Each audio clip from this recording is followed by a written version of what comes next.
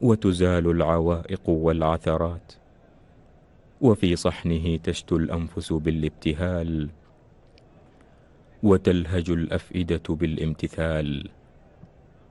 أيها الإخوة المؤمنون، ما هي إلا دقائق معدودات ونودع شهر رمضان المبارك بنهاره الجميل ولياليه العطرة. ها نحن نودع شهر القرآن والتقوى والصبر والرحمة والمغفرة والعتق من النار. تبكي القلوب على وداعك حرقة، كيف العيون إذا رحلت ستفعل؟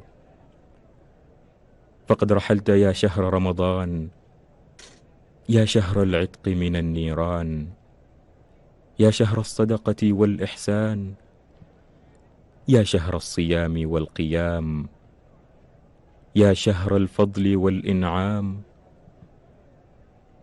يا شهر القرآن والغفران.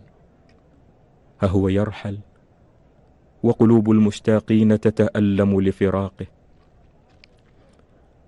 ها هو ذا رمضان يمضي وقد شهدت لياليه أنين المذنبين وقصص التائبين وعبرات الخاشعين، وشهدت أسحاره استغفار المستغفرين، وشهد نهاره صوم الصائمين وتلاوة القارئين وكرم المنفقين. أرأيت كيف تصرمت أيامه في سرعة وكأنها لمح البصر؟ هل يا ترى شهدت لنا أم أنها شهدت علينا في كتاب محتضر؟ هنيئا لكم أيها الصائمين،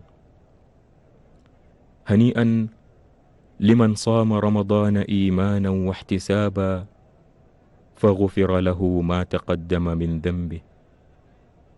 هنيئا لمن قام رمضان إيمانا واحتسابا فغفر له ما تقدم من ذنبه. هنيئا لمن قضى أيام رمضان في طاعة الله سبحانه وتعالى.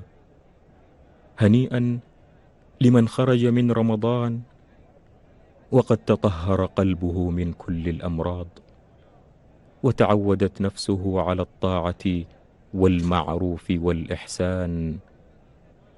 هنيئا لمن خرج من رمضان وقد غفرت ذنوبه وكثرت حسناته ورفعت درجاته وأعتقت رقبته من النيران. تصرم شهر